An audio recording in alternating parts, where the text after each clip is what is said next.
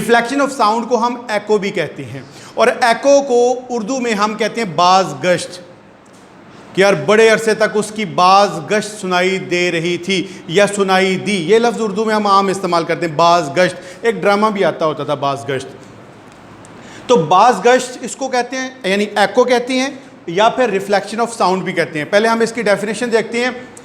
When sound is incident sorry on the surface of a medium, किसी medium क्या है, ये दीवार एक मीडियम हो सकती है, कोई पहाड़ मीडियम हो सकता है, कोई बिल्डिंग मीडियम हो सकती है, कि जब आपकी साउंड किसी मीडियम के साथ टकराती है तो होता क्या है, इट बाउंसेस बैक, वापस पलटती है टकरा कर। कहते हैं बाउंस हो रही है, अक्सर लफ्ज़ आप इस्तेमाल करते, बाउंस बैक यानी टकरा के वापस आती थी। कहाँ पे? द फर्स्ट मीडियम, यानी जहां से आवाज़ निकल रही है, जो सोर्स ऑफ साउंड है, वापस फिर पलट रही है।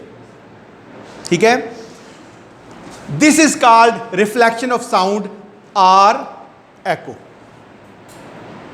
डेफिनेशन से हमें एक चीज़ का पता चला है कि जब आवाज़ हम जनरेट करते हैं तो आवाज़ किसी मीडियम से टकरा कर वापस आती है। इस फिनोमेना को, इस प्रोसेस को हम एको या रिफ्लेक्शन ऑफ साउंड कहते हैं, और जो उर्दू वाले उनके लिए बाज़गश्त का लफ्ज़ है। अब एक एग्जांपल मैं आपको देता हूं कि आप किसी बड़ी बिल्डिंग के पास खड़े होकर या किसी पहाड़ के पास खड़े होकर, जहां पहाड़ों के बीच में आप क्लैपिंग करते हैं ज़ोर से, तो क्या होता है, आपको वो आवाज़ सुनाई देती है। आप ऊंची आवाज़ से आप अपनी आवाज़ एक शाउट करते हैं, किसी का नाम लेते हैं आप, तो वो आप थोड़ी देर तक क्या है, वो आवाज़ सेम से मतलब आप कहते हैं अरशद अरशद अरशद, इस तरह से करके आपको दोबारा वो बाउंस होती हुई दिखाई देती है, सुनाई देती है, एहसास होता है आपको। तो इसको कहते हैं रिफ्लेक्शन ऑफ साउंड या एको या बाज़गश्त। समझ आ गई बात की? मैंने एग्जाम्पल बता दी क्लैपिंग की, या शाउट करना किसी बिल्डिंग के पास खड़ा होकर या पहाड़ों के बीच में खड़ा होकर, तो वो आपकी आवाज़ आपको ही सुनाई देती है।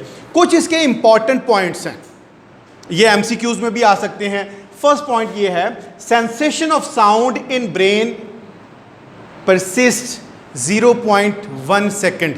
सेंसेशन ऑफ साउंड का मतलब है कि साउंड का जो एहसास है आपके दिमाग में, जो फील होता है, यानी वहाँ पे जो उसका एहसास, जो सेंसेशन आपकी होती है, वो कितनी देर के लिए होती है? 0.1 सेकेंड तक के लिए। ये आपका एमसीक्यूज का पॉइंट है।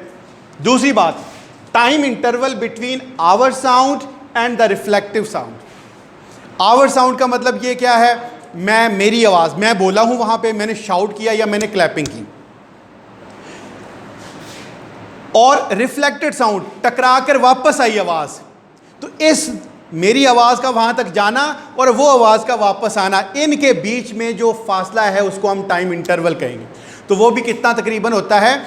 0.1 सेकेंड। याद रहेगा पॉइंट ये? अच्छा, एक और इंपॉर्टेंट पॉइंट है इसका, total distance covered by the sound from point of generation. देख, मैं यहाँ से मैंने कुछ शाउट किया, मैंने कोई आवाज़ जनरेट की, तो ये क्या है? सोर्स ऑफ जनरेशन है। सोर्स ऑफ जनरेशन तो ये हुआ ना, मैंने आवाज़ निकाली, तो सोर्स ऑफ जनरेशन ये है। तो सोर्स ऑफ जनरेशन से कहता है कि वो जब मूव कर रही है तो distance covered to the reflecting surface, जिस सतह पर जाकर टकराई है, एंड बैक, फिर वापस आई है, शुड बी एटलीस्ट 340 मीटर पर सेकेंड मल्टीप्लाई बाई 0.1 सेकेंड। ये वाला करेंगे तो तकरीबन 34 मीटर बनता है। मैं बात को दूसरे तरीके से समझाता हूँ, ज़रा समझ। इस पॉइंट को वैसे समझा आप लोगों ने कि जब एक आवाज़ जनरेट होती है, वो किसी बॉडी तक पहुँचती है, रिफ्लेक्टिंग बॉडी तक, वहाँ तक गई, यहाँ से जनरेट हुई, वहाँ तक गई, वहाँ से फिर वापस आई। यहाँ तक फॉलो किया आपने? आवाज़ जनरेट हुई, वहाँ तक गई, वहाँ से वापस आई। तो यही कह रहा है, टोटल डिस्टेंस जो उसने कवर किया, यहाँ से लेकर वहाँ तक और वहाँ से यहाँ तक, total distance covered by the sound from point of generation, यहाँ से रिफ्लेक्टिंग सरफेस तक गई, रिफ्लेक्टिंग सरफेस से फिर वापस आई, तो ये कहता है कि इसी 0.1 के साथ 340 मीटर पर सेकंड को हम मल्टीप्लाई करेंगे तो ये टोटल जो डिस्टेंस कवर्ड आ जाएगा ये 34 मीटर होगा। इंपॉर्टेंट पॉइंट है। अच्छा, मुख्तलिफ किस्म की एकोज हैं, हमने उनकी डिस्टिंक्शन करनी है। तो मुख्तलिफ किस्म की एकोज हैं, आवाज़ें, आप देखिए कितनी आवाज़ें निकल, अब यहाँ पे ये हमारा कॉलेज है, कितनी आवाज़ें आपको सुनाई दे रही हैं। इवन आपके अपने कमरे में मेरी आवाज़ है वो गूंज रही है, फ़ैन की आवाज़ गूंज रही है, बाहर के बच्चों की आवाज़ भी आपको यहाँ पे उनकी गूंज भी सुनाई दे रही है। तो यहाँ पे कह रहा है कि मुख्तलिफ किस्म की जो एकोज हैं उनमें डिस्टिंक्शन के लिए, फ़र्क महसूस करने के लिए मिनिमम जो डिस्टेंस है वो 17 मीटर रिक्वायर्ड, यानी इसी 34 मीटर का हाफ ज़रूरी है। Two distinct the various echoes, the minimum distance of the obstacle from the source of sound must be half of this distance. Half of this distance क्या है? 34 का हाफ 17, टोटल कितना है? 34 मीटर। और minimum कितना होना चाहिए किसी एको को डिस्टिंक्ट करने के लिए? 17 मीटर होना चाहिए।